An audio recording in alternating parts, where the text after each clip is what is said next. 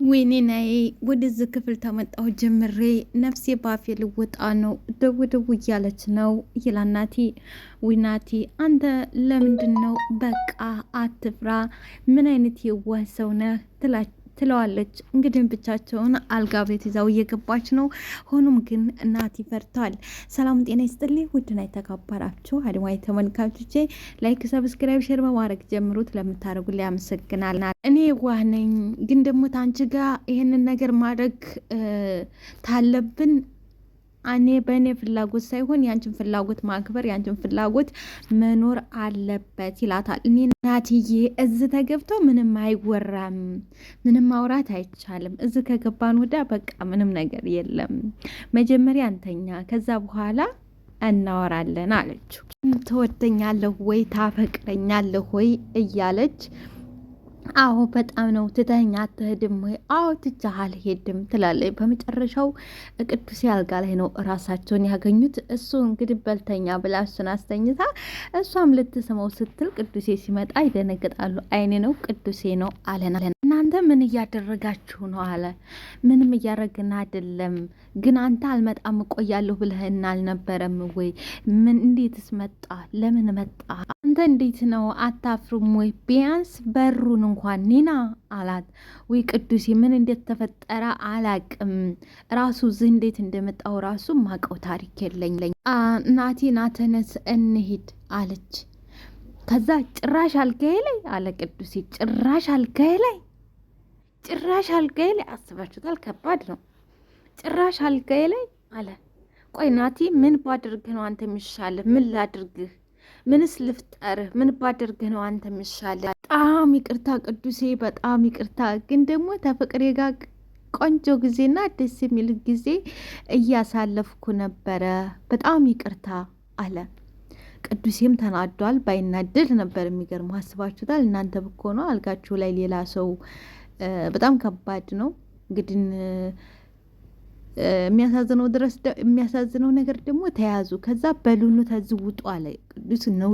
ቅዱሴ እንዴት እንደዚህ ታደርጋለህ? የጀመርነውስ እባክህ ትንሽ ደቂቃ ስጠኝ እባክህ።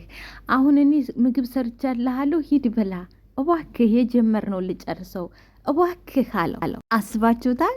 ቶሎ በሉልኝ፣ እሱን ራስህ አንተ ተነስና ብላው። አሁን ቶሎ በሉልኝ ኒና፣ ቶሎ በሉልኝ ኒና ምጭ አለች። በስመ አብ ከባድ ነው። የራሳችሁ ያልሆነ ነገር ላይ ሁሉ ጊዜም የሰው ነው። በቃ አያችሁት?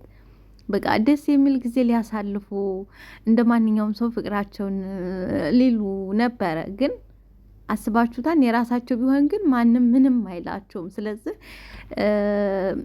የራስ ቅዱሴ ግን ምን አይነት ሰው ነህ?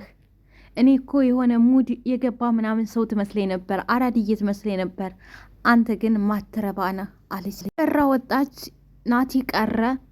ትሰማኛለህ? ሁለተኛ እንደዚች ያለኝ ነገር እንዳይደገም፣ አይንም እንዳይ ጆሮም እንዳይሰማ ሁለተኛ አለው። ወይዘሮ አለም እንግዲህ ከልጇ እናት ጋር ትታወራ ውላ ነበረ። ከልጇ ሚስት ጋር ማለት ነው። ከወይዘሮት ህሌኒ ጋር ትታወራ ውላ፣ አቶ አያሌው ደግሞ ቤት ውስጥ ቁጭ ብሎ ይጠብቃታል።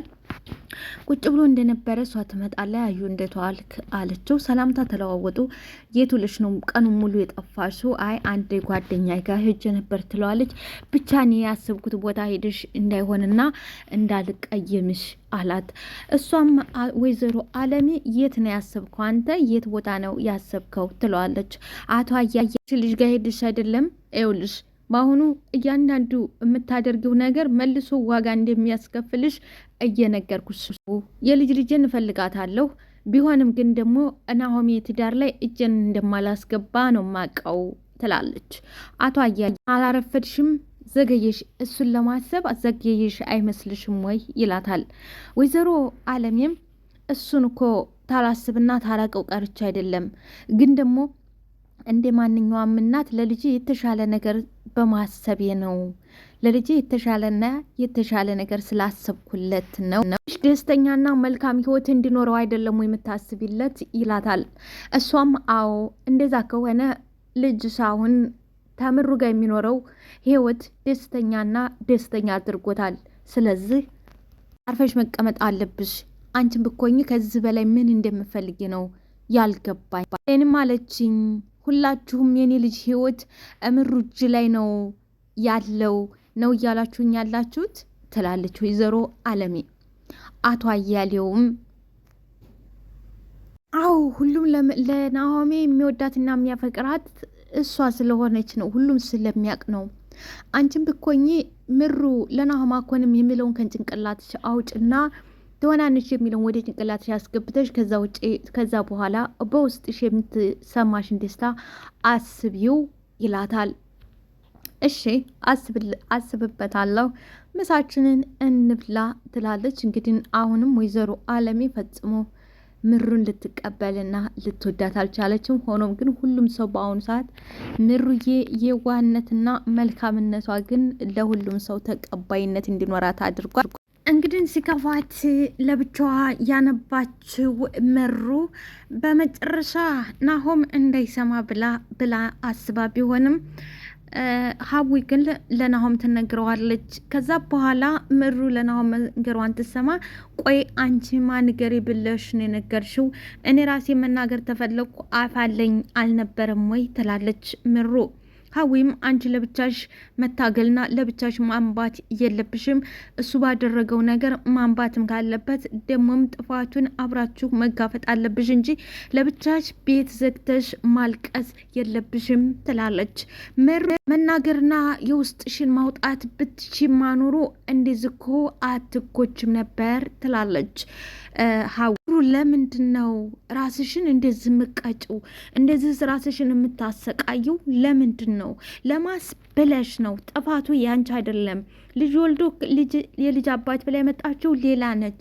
ባልሽ ይወድሻል። ስለዛ አንቺ ለምንድን ነው ራስሽን ዝቅ የምታረጊው?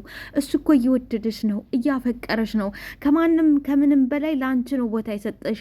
ስለዚህ ቦታ ሲሰጥሽ አንቺ ለምን ራስሽን ትቀጫለሽ? አዊ ለባሌ ምን መናገርና ምን አለመናገር እንደሌለብኝ አንቺ አትነግሪ። ነገሮችን ማብረድ ሲገባሽ የምን ማጋጋል ነው? እንደዚህ ያሉ ነገሮችን ማብረድ እንጂ የምን ማጋጋል ነው? የምን ቤንዝል መነስነስ ነው? ማርከፍከፍ ነው ትላት። አዊም ሲጀመር አንቺ ልክ አይደለሽም። ሁሉም ነገር በእኔ ላይ ታላለፈ፣ በእኔ ታልተፈተነ፣ በእኔ ላይ ሁሉም ነገር እኔ ላይ ይለቅ የምትይው ነገር ልክና ትክክል ብኮኝ ይሄንን አቲም ነበር ከሰው ጋር ልወጣው ከሰው ጋር ልጨርሰው ቲ ነበር እንጂ ሁሉም ነገር በእኔ ላይ ይለቅ ብለሽ በራስሽ ላይ አትፈርጅም ነበረ። የምን ማለትሽ ነው? ቆይ የምትናገሪውን ነገር እያወራሻለሽውን ነገር እያወቅሽው አይመስለኝም ትላታለች። ሀው ኮነው ሰው ደግሞ ጎንበስ ታልሽለት እንኳን ቀና ሊያደርግሽ በሁለት እግሩ ሊረግጥሽ ነው የሚፈልገው። ስለዚህ ያልኩት ነገር ትክክል። ቆይ እሺ አሁን ሄዶ ተናቱስ ጋር ቢጣላ ሄዶ ህሌኔን አንድ ነገር ቢያደርጋት ኃላፊነቱን ትወስጃለሽ ወይ ብላ ለሀዊ ጥያቄ ታቀርብላታለች። ሀዊን ሲያስለቅሱሽና አንቺን እንደዛ ሲያደርጉሽ ኃላፊነት የወሰደ ሰው አለ ወይ ብላ ጥያቄ ታቀርብላታለች። አንቺ ህፃን ነሽ፣ ልጅ ነሽ፣ ምንም ነገር ህይወት አልገባሽም። ስለዚህ አንዳንድ ነገሮች ሲመጡ ዝቅ ብሎ ማሳለፍ ግዴታ ህጋዊ ነው። ስለዚህ አንቺ አሁን አልገባሽም፣ ልጅ ነሽ፣ ሊገባሽ ማትችም። ወይም አንቺ ግን እኮ አንድ ቀንም ለራስሽ ቀና ብለሽ አታቂም። ሁሌም ለሰዎች እንዳቆረቀርሽና ለሰዎች መረማመጃ መሰላል እንደሆንሻቸው ነው ብላ ሀዊ መልስ ትሰጣት። ምሩዬም ቀን የኔም ቀን ይመጣል፣ አንድ ቀን የኔም ቀን ይመጣል፣ ያን ጊዜ ቀን አላለው። እስኪያልፍ ድረስ ግን ብዙ ነገር ዋጋ ያስከፍላል። ያው እስኪያልፍ ያለፋል አይደል ነገሩ ትላለች። ቃላቶችሽ ተጠንቀቂ።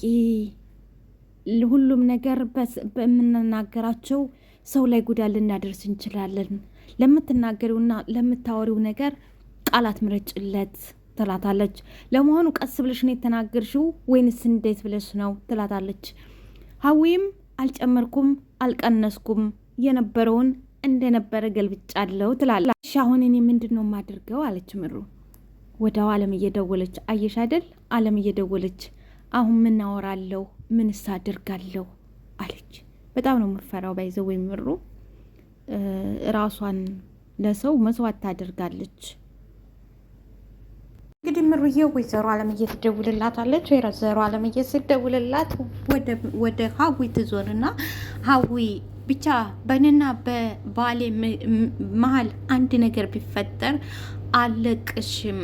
ምክንያቱም እኔ አለባብሼና ራሴን ዝቅ አድርጌ ባሌን ላለማጣት ከባሌን ጠብቄ ከባሌ ጋር ለዘላለም ለመኖር አስቤና አልሜ እየተነሳው ሴት ነኝ። ስለዚህ በመሀሌ ገብተሽ ባሌ ከኔ እንድርቅና ባሌ ጋር ብጥብጥ ቢፈጠር ከአንቺ ራስ ላይ አልወርድም ትላታለች። አህያውን ቢፈሩ ዳውላውን ባይዘዌ ሀዊ ጠንከር ብትልባት ያው እንደምናቃት ነች፣ ግን ለዛሬ ለስለስ ስላለቻት እንግዲህ ሀዊ ላይ ዛቻ ታደረገች በኋላ ተነስታ ወደ አማቷ ጋር ትሄዳለች። ሀዊም ምንም ማለት አልቻለችም፣ ምክንያቱም ታከብራታለች። ከዚህ በፊት የነበረው ነገር እንግዲው የምናውቀው ነበረ። አሁን ላይ ግን ከጎኗ ቆማ እንደ እህትም እንደ ጓደኛም ሆናለች። እንደ ሰራተኛ ሳኮን በጣም እየተንከባከባቻትና እንደዚሁም ደግሞ ጠበቃ ሆናታለች። ማለት ቅዱስ የለም ብዬ እንግዲህ ለውዷ ጓደኛዬ ያልሆንኩት ነገር የለኝም ደግሞ ጠጅም አንጥቼልሻለሁ አላት። አይ ግን እኮ ናቲ ጠጅ የሚጠጣው ቁርጥ ተቆርጦ ሸክላ ተበልቶ ነው፣ እንዲሁ አልነበረም አለችው። ተይ እንጂ ኒና አታምሪዋ፣ ሰው እኮ ባለው ነው እንደ ቤቱ እንጂ እንደ ጎረቤቱ አይደለም።